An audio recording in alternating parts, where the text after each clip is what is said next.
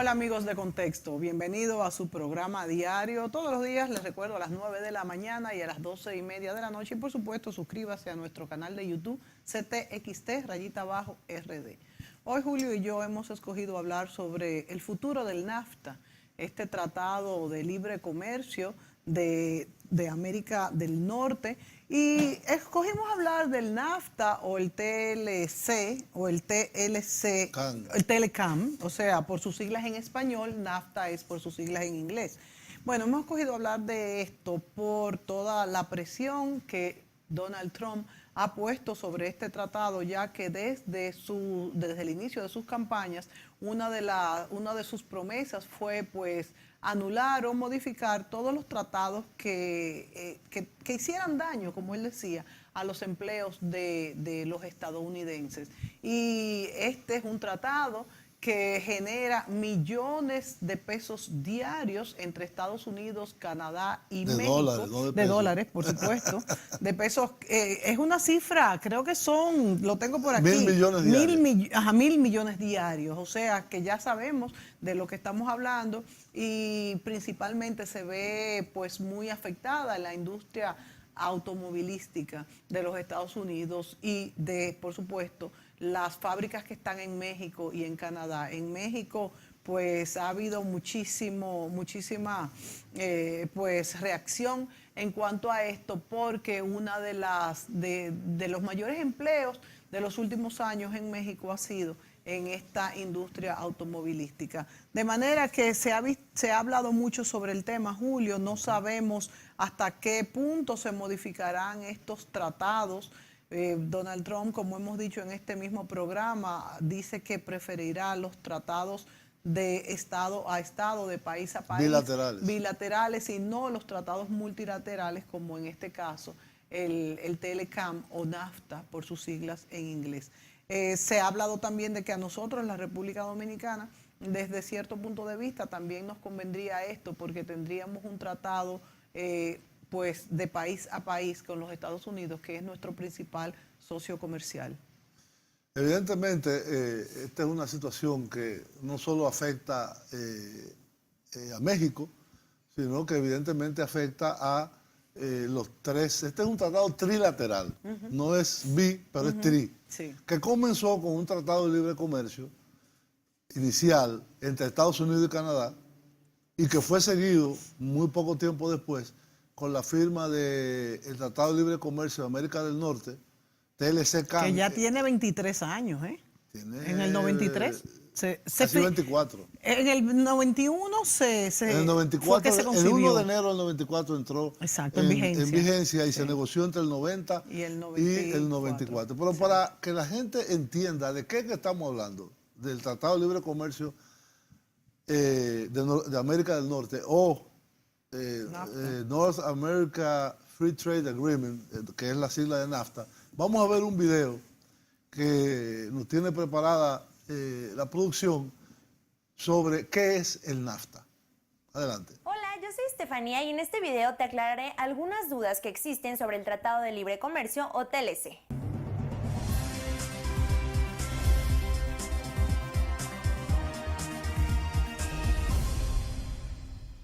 Este miércoles salieron rumbo a Estados Unidos el secretario de Economía, Ildefonso Guajardo, y el secretario de Relaciones Exteriores, Luis Videgaray, digamos que para irle preparando el terreno a Enrique Peña Nieto. Los gobiernos de ambos países abordarán temas como seguridad y migración, pero también otro tema muy importante de esta reunión es la renegociación del Tratado de Libre Comercio.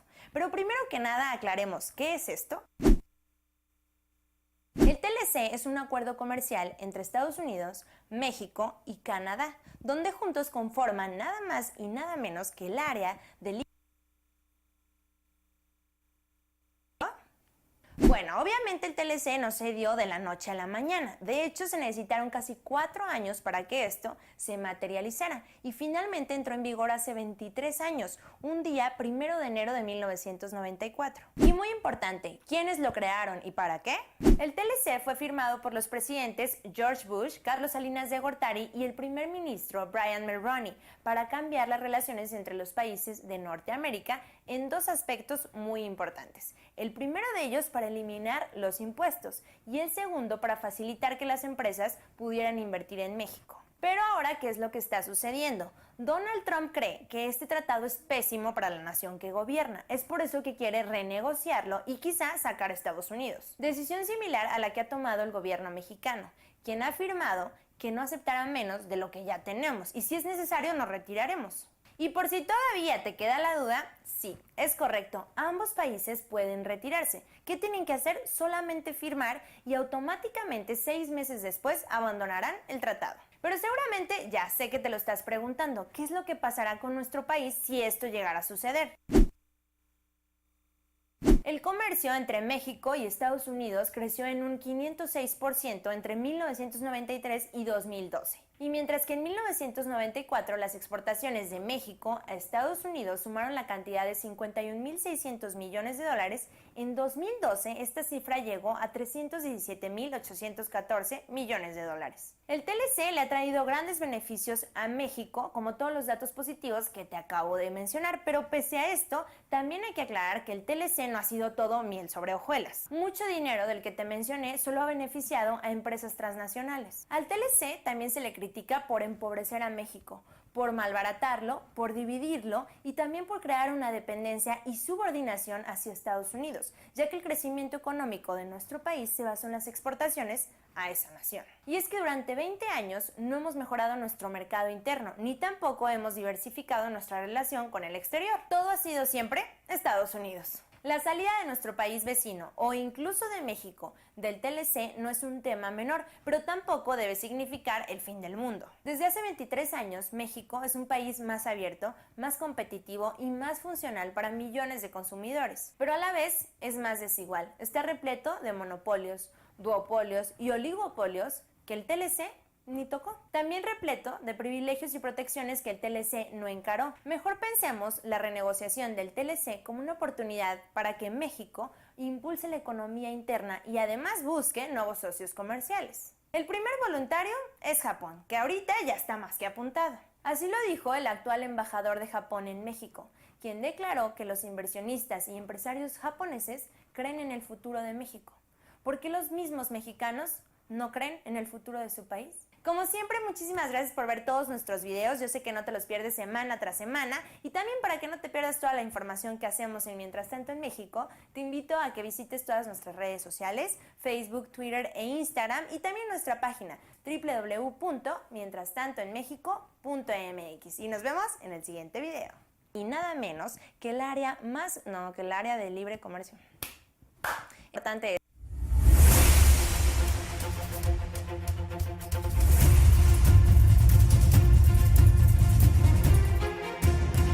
Amigos, ahí veíamos una exposición de qué es el Tratado de Libre Comercio, qué implica para México, qué implica para Estados Unidos, qué implica para Canadá. El punto es que con la llegada al poder hace exactamente un año de Donald Trump en la Casa Blanca de los Estados Unidos y toda la campaña que precedió las políticas que pondría en funcionamiento eventualmente una vez elegido Donald Trump, son las que están enfrentando hoy la existencia o la continuidad de este tratado de libre comercio entre México, Estados Unidos y Canadá. Ahora, evidentemente, Donald Trump ha tenido varios digamos, caballos de batalla. Uno fue China, pero sí, parece que China lo ha aparcado. Sí, él lo parqueó, como tú dices. Sí, lo puso a un lado y dijo, déjame primero ocuparme de México, porque Canadá no es un problema para los Estados Unidos. Ellos inclusive le han ofrecido a Canadá y a su primer ministro negociar uno bilateral entre Canadá y Estados Unidos. De hecho, la balanza comercial entre Canadá y Estados Unidos no es desfavorable para los Estados Unidos. Sí, lo es. Lo es como en los dos casos. En los dos casos, sí, pero mucho más con México. Yo no estoy seguro, creo que con Canadá más. ¿Cómo? ¿Y entonces por qué la diferencia? Bueno, porque es México. Wow. Porque es México. Y es bueno explicar, Julio, tú que también has estado en estas negociaciones, lo del producto de origen, cómo No, influye las reglas de las origen. reglas de origen, cómo se supone que estos tratados tienen que utilizar pues productos que se fabrican en el caso de Estados Unidos y México, en Estados Unidos si se van a producir en México. Sí. Que esto también pues se supone que la concepción fue que acelera también la economía de los Estados Sí, Unidos. ese es uno de los temas que están ahora negociando, porque se abrió casi al mismo tiempo de llegar al poder Trump, se abrió unas negociaciones para replantearse el TLC. La primera ronda se hizo en Washington, la segunda ronda se hizo en Ciudad de México y la tercera ronda se está llevando a cabo ahora en Montreal, que debe ser ya la definitiva para saber qué va a pasar con el TLC. Pero todos estos elementos de las reglas de origen y del balance de poder y lo que plantea una y otra parte, en resumen, volvemos después de la pausa.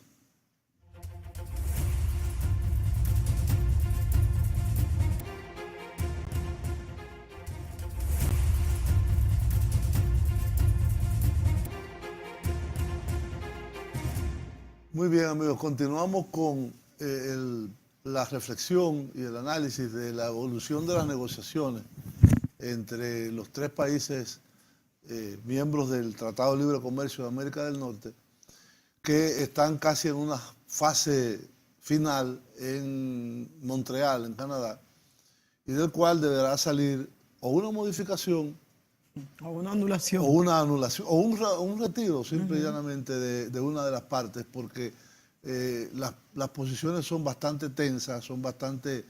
Aparentemente se ha avanzado en algunos puntos, pero hay mucha presión por parte de Estados Unidos. Trump todo lo hace de esa manera. La política exterior, la política interna, la relación con los medios de comunicación. Todo es lo de la todo mucha es bulla. presionar y ver qué saca para lo que son sus Beneficio. metas, lo que son sus objetivos. Por ejemplo, ahora él está haciendo, él presionó mucho con los llamados Dreamers, que son los niños que llegaron a Estados Unidos hace 15, 20 años y que hoy en día están en un proceso que En el limbo. obtiene la nacional, ese es el famoso DACA, el programa de regularización que creó la administración de Obama, y ahora él amenazó con eliminarla y ahora está negociando en el Congreso mantener de una forma modificada el DACA para que obtenga la nacionalidad si le aprueban en el presupuesto el financiamiento del muro con México. Dios Es decir, mío. es la forma como él hace el negocio. Wow. De esa misma forma dirige a Un los país. Estados Unidos. Entonces, en este caso hay una presión muy fuerte de, por ejemplo, el caso que tú mencionabas de las reglas de origen. El caso de la industria automotriz, que es sintomático Sí. en el Tratado de Libre Comercio. Él dice que ahí es que está perdiendo Estados Unidos la No, mayor parte. Estados Unidos pierde, según él, en todos los los componentes. Pero una de las industrias, diríamos, insignas de los Estados Unidos fue, durante todo el siglo XX, la industria automotriz. Claro. De hecho, hay una Ford, ciudad, General Electric. Detroit, Claro. que era la ciudad del automóvil, que hoy en día prácticamente está en una crisis y una quiebra total, porque muchas de esas industrias automotrices han deslocalizado hacia Canadá, hacia México o hacia terceros destinos, partes o la totalidad de los componentes de la construcción de la industria automotriz, ya sea de automóviles, de camiones, de medios de transporte en Que general. dicho sea de paso, fue una de las banderas de Estados Unidos durante los últimos 30 años. O sea, eso es... No, en los eso- últimos 30 años fue el proceso de deslocalización. ¿Sí? En Estados Unidos casi desapareció o se redujo muchísimo la industria automotriz local, que era no solo dominante allá en Estados Unidos, sino en muchos otros países. Sí. Yo recuerdo aquí en los años 60 y 70, los vehículos norteamericanos eran casi los únicos, algunos europeos, y comenzaban a llegar algunos japoneses que eran, bueno, ahí hay una cosa que se llama Datsun, pero eran los vehículos norteamericanos, Sí. los Chevrolet, los Ford, los Chrysler, esa situación, inclusive de forma interna. La industria automotriz norteamericana tiene menos participación de mercado Sí, que claro. la industria extranjera. Sí, que las japonesas, Pero ha pasado un fenómeno, y es que usted ve, por ejemplo, Toyota, Volkswagen, Honda, que son grandes fabricantes de automóviles que circulan en los Estados Unidos, porque hay marcas que no tuvieron éxito, por ejemplo Peugeot Sí. y Citroën. Sí. Trataron Los de entrar, europeos pero no se tienen- retiraron. No, Mercedes-Benz sí. Mercedes-Benz sí. Y Mercedes-Benz BMW y Porsche. No, y aquí mismo, fíjate que es una generalización. Aquí Mercedes-Benz tenemos muchísimo. No, hay sin países embargo, donde tú Peugeot nada no más mucho. ves carros franceses. En Argentina. Bueno, sí, es que Argentina es muy... No, en Argentina, en Colombia, muy europea, en Brasil, muy europeo. en África, tú nomás ves carros. ¿En Brasil también? Mucho, mucho. El tema es que en Estados Unidos no tuvieron éxito, Fiat tampoco. Trató de entrar y desistió. Pero en el caso de las fabricantes japoneses y algunos alemanes, ellos han tomado una estrategia que es hacer los carros en los Estados Unidos. Hay muchos carros. Mira un Volkswagen, Sí, sí, pero hecho en Estados Unidos en una proporción altísima. Sí. Y eso no se toma en cuenta. Sí, claro. Entonces, el proceso de mundialización o de globalización o de como se le quiera llamar, ha traído estos fenómenos. Y en el caso de las reglas, recuérdense que el NAFTA o el TLC-CAN es el tratado de libre comercio más antiguo de la nueva época post caída de la Unión Soviética, de la liberalización de las relaciones comerciales que impuso el llamado neoliberalismo. La Unión Soviética se disuelve en 1991.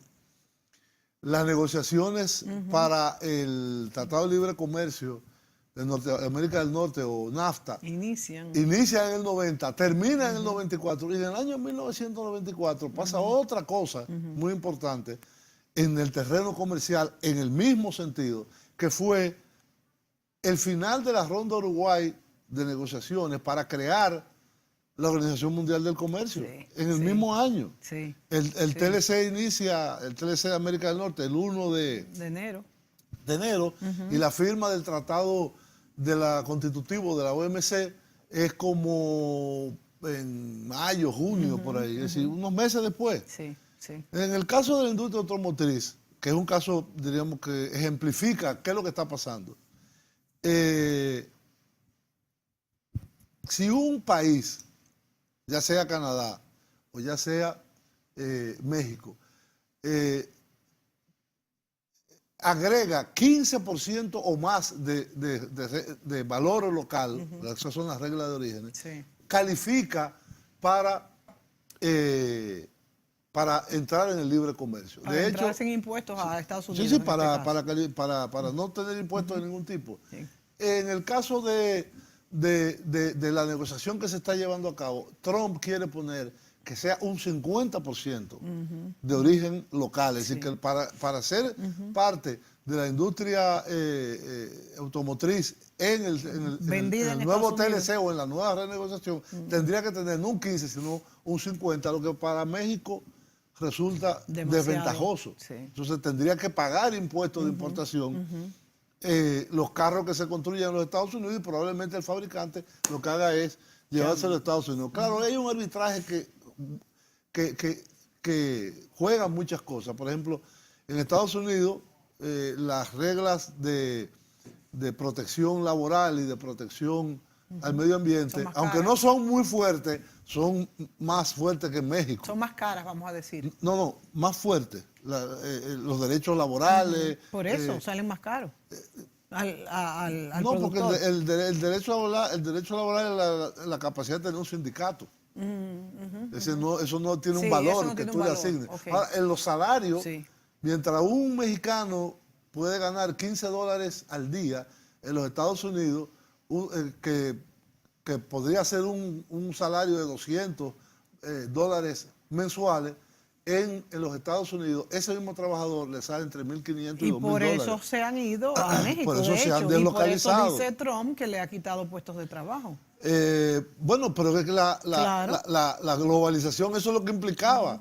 La globalización de los mercados, la globalización de las relaciones productivas, del capital, implica eso, que el capital busca la zona más barata Claro. para producir más barato y tener más ganancias. Eso es, simple y llanamente.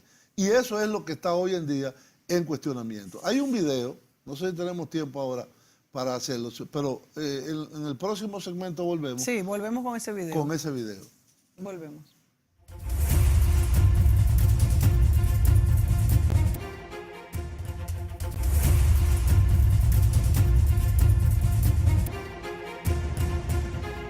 Es mucho lo que está en juego, por eso queremos analizar el tema con nuestro corresponsal financiero en la Bolsa de Nueva York, José Luis de Haro. ¿Qué tal, José Luis? Muy buenas noches.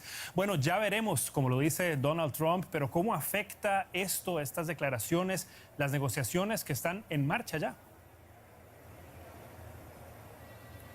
Desde luego no ayudan, pero en la primera ronda de negociaciones celebrada la semana pasada, Javier, en Washington, tanto México como Canadá descontaban este tipo de mensajes por parte del presidente estadounidense. Lo importante ahora es que los negociadores técnicos de los tres países aúnen posiciones en los temas de mayor tensión, como son las reglas de origen y los capítulos de resolución de conflictos que Estados Unidos busca eliminar. Es importante tener en cuenta también que existe disposición para revisar y modernizar este tratado de libre comercio y pese al tono que emplea Trump, muchos consideran que una negociación de éxito le podría brindar una necesitada victoria en su agenda internacional. Dicho esto, palabras como las empleadas en Phoenix también pueden provocar que tanto México como Canadá endurezcan sus posiciones a la hora de negociar. De momento, todas las miras están puestas ya en esa segunda ronda que se celebrará del 1 al 5 de septiembre en Ciudad de México.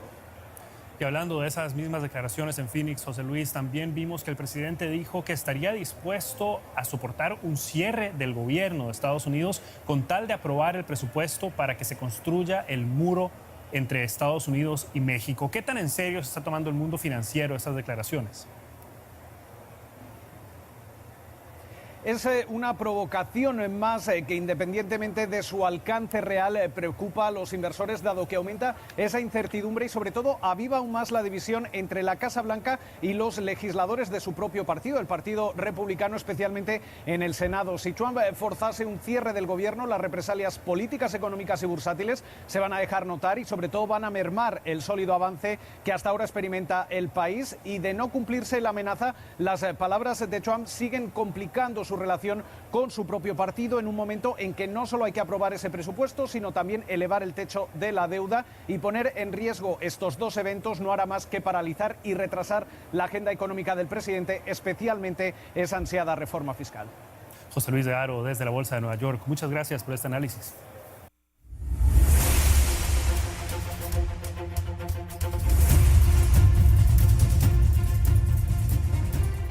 Muy bien, como veíamos ahí en ese análisis de la televisión alemana, la Deutsche Welle, ahí estaba hablando de la segunda ronda de negociaciones.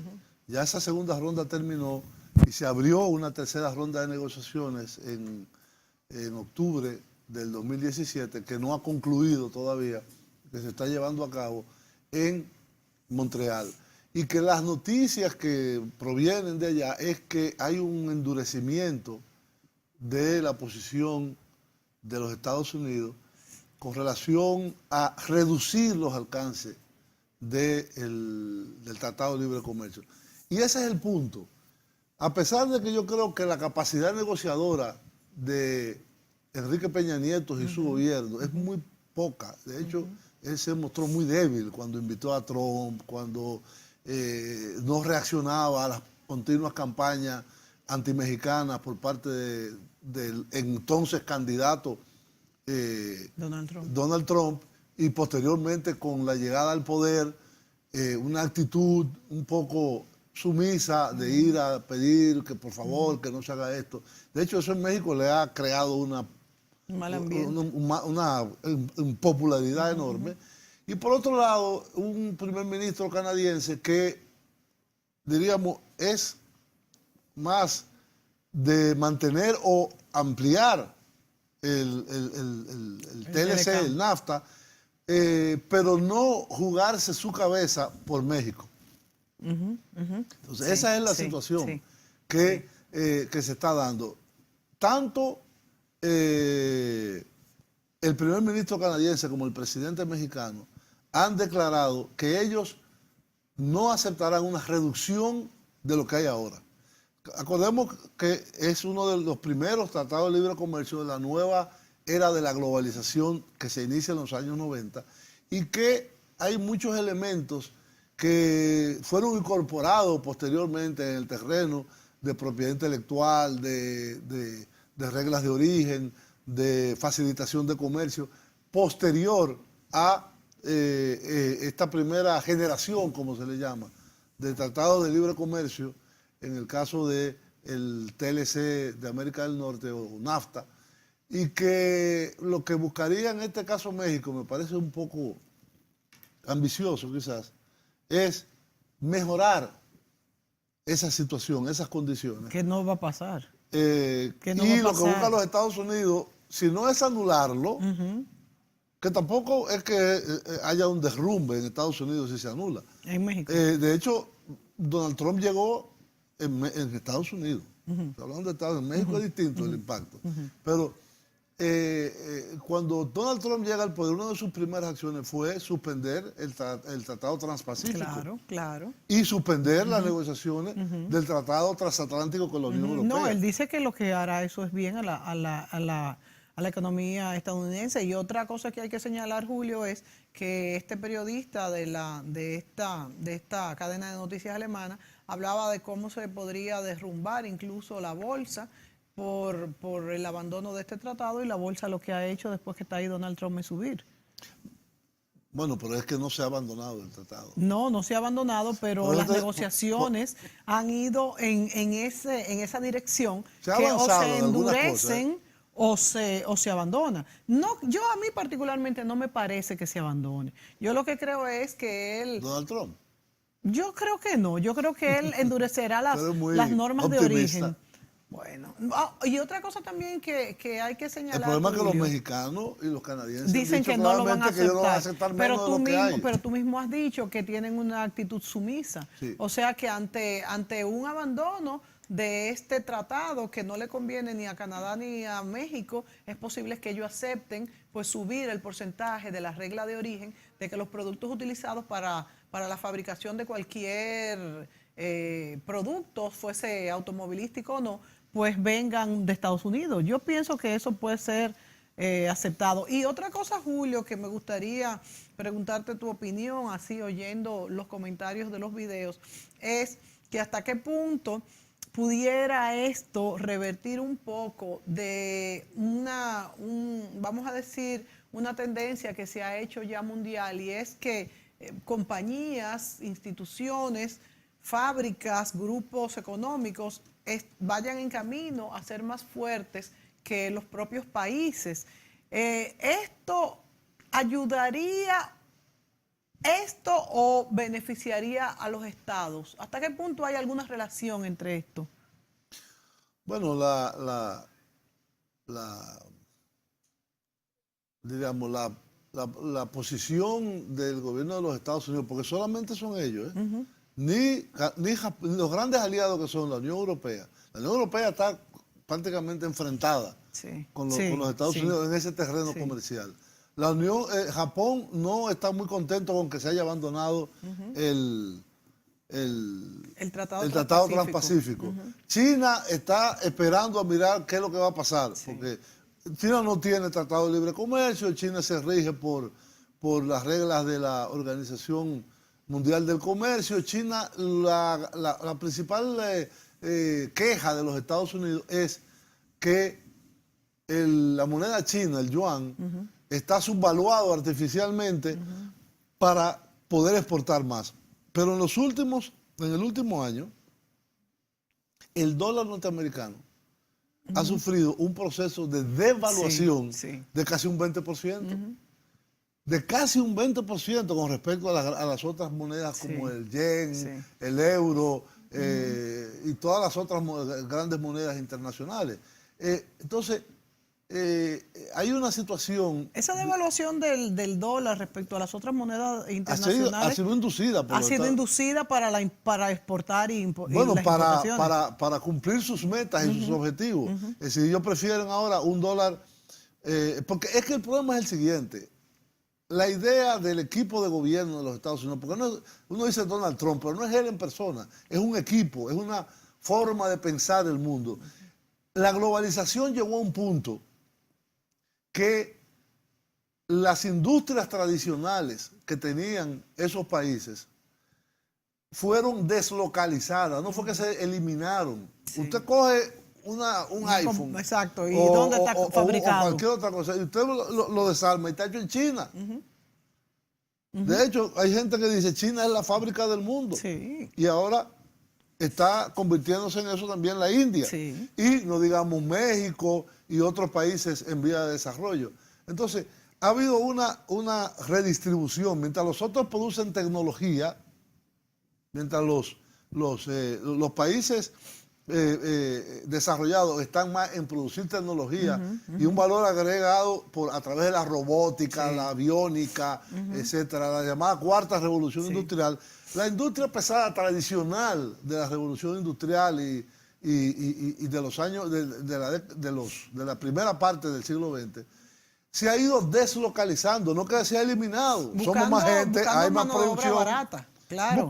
Buscando exactamente una mayor ganancia a través de mano de obra barata y de una productividad por el costo laboral. Supuestamente Estados Unidos cambió pues su demanda de empleos para este tipo de empleos que son pues de una tecnología más fina y sacó de sus fronteras esta otra fabricación, cosa que es lo que quiere revertir. Eso es lo que hizo. Claro, eso es lo que hizo, pero eso es lo que ahora quiere revertir Donald Trump porque hubo una clase no educada que se está quejando pues que no está consiguiendo ese tipo. Los perdedores de la globalización, sí, en este caso, ha sido la clase obrera tradicional, la clase trabajadora. Fueron los que votaron por Donald Trump y los que votaron el Brexit también.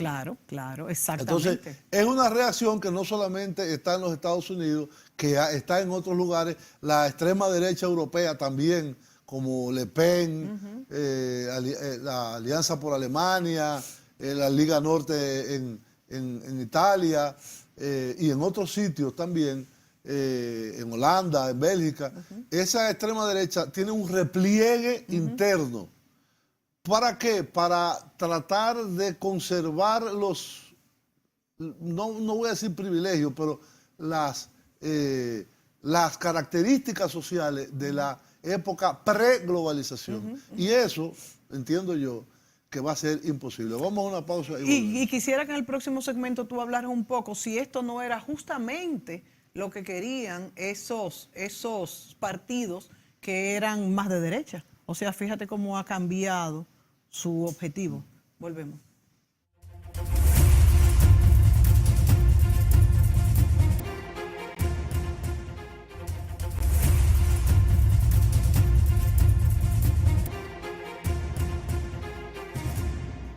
Muy bien, si continuamos con el análisis del futuro del Tratado de Libre Comercio de América del Norte en el marco de las negociaciones que se llevan a cabo entre Canadá, Estados Unidos y México para definir primero si se modifica, en qué se modifica y si no se modifica, si se anula, que es una posibilidad. De hecho, han hablado de eso tanto Washington como México y hasta Ottawa también ha planteado que prefieren continuar con acuerdos bilaterales.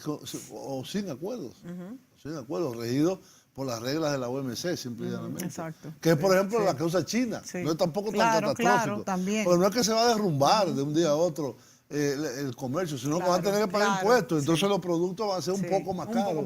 Pero no muchísimo más. Porque los aranceles... Tampoco es que se va a acabar la relación entre México, Estados Unidos y Canadá. No, a México yo creo que sería el que más le afectaría. Y evidentemente porque como decían en uno de los videos anteriores, En México exporta el 80% de sus exportaciones a los Estados Unidos, no a Estados Unidos y Canadá, a los Estados Unidos. Eso te iba yo a decir, que entre Canadá y México no hay tanta... Sí, hay, y ha crecido bastante, pero y tienen una buena relación, pero no hay esa vinculación que hay en la frontera a lo largo de Sí, más de claro, es verdad que son fronteras también. 3.500 kilómetros entre Estados Unidos y Canadá, que tiene muchísimo, entre México. Estados Unidos y México, que tiene muchísimos puntos. También lo hay entre Estados Unidos y Canadá. Sí, Más. sí. La gente piensa que es más con México. No, más es con Canadá. La integración industrial y comercial que hay entre Canadá y Son los más Estados parecidos Unidos. también los canadienses y los estadounidenses. Sí, menos los quebecuas. que Menos hablan los francés. quebecuas. Sí, claro. Entonces, esa es la situación. Habrá que ver cuáles serán las salidas y esperar esta tercera ronda de negociaciones. Tenemos un video de Bloomberg, la cadena de noticias financieras, propiedad del antiguo alcalde de Nueva York, Michael Bloomberg, Sí. que nos puede ilustrar también bastante sobre el futuro del NAFTA o TLC de América del Norte. Por favor. Director de análisis económico de Citibanamex, banco que ayer emitió una nota sobre la relación México-Estados Unidos que ahora analizamos. Sergio, déjame preguntarte primero, ¿cuáles son los escenarios para el Tratado de Libre Comercio y cuál es, en su opinión, el más probable?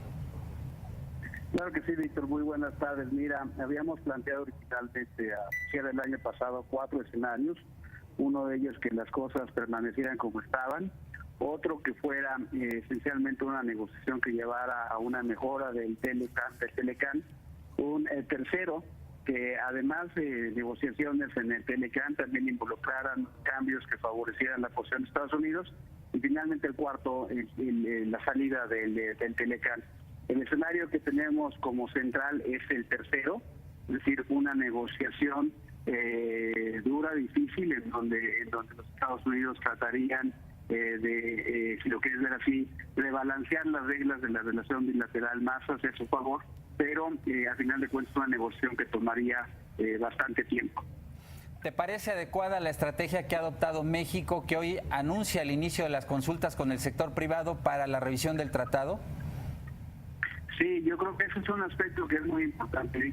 Me parece que desde el momento en el que el presidente Peña Nieto anuncia los 10 puntos de la agenda de lo que negociaría México, lo que vimos como un acierto es el hecho de que se hace un enfoque holístico.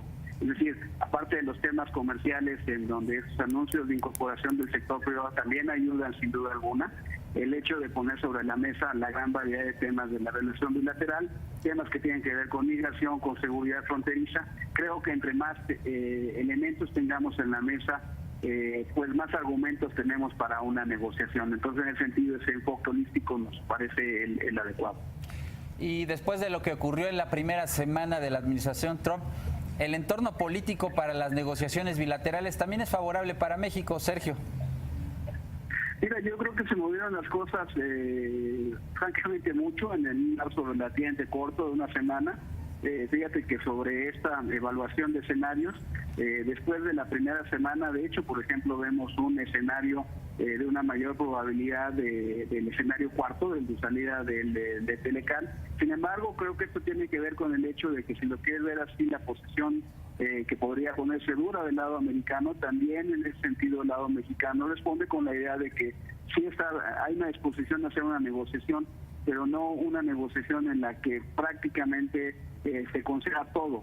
Hay escenarios en donde recurrir a comercio bajo el protocolo de la OMC sería un escenario en donde México se podría encontrar en una posición ventajosa. Entonces, en ese sentido, sí es una situación, como esperábamos, de una negociación que va a ser dura, pero creo que también del lado mexicano hay algunos argumentos que pueden ser importantes en términos de fortalecer nuestra propia posición.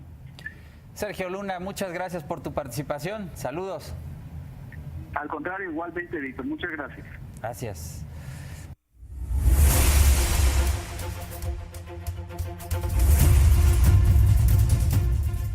Muy bien, ahí veíamos el análisis de Bloomberg y Citibanamex, una fusión del Citibank y un banco mexicano, en el cual se plantearon 4 escenarios y el propio analista decía que él veía más probable el escenario de un acuerdo devaluado, vamos a llamarlo. Sí. Yo también pienso lo mismo. Y entonces habrá que plantearse, en el caso de México, ¿no sería mejor irse a una relación con los Estados Unidos bajo las reglas de la OMC? Más con las condiciones que ha puesto Trump de pues seguir en el acuerdo y atreverse a mencionar, por ejemplo, lo del muro. Mencionar no, él está presionado para comenzar a construirlo. Exacto, pero no a cambio de lo otro, es la verdad que es muy ofensivo. Bueno, entonces esa es la posición en la cual se encuentran ahora estas negociaciones. Yo hago una pequeña reflexión que no tiene nada que ver con la realidad actual, pero nosotros tenemos un tratado de libre comercio con los Estados Unidos y Centroamérica.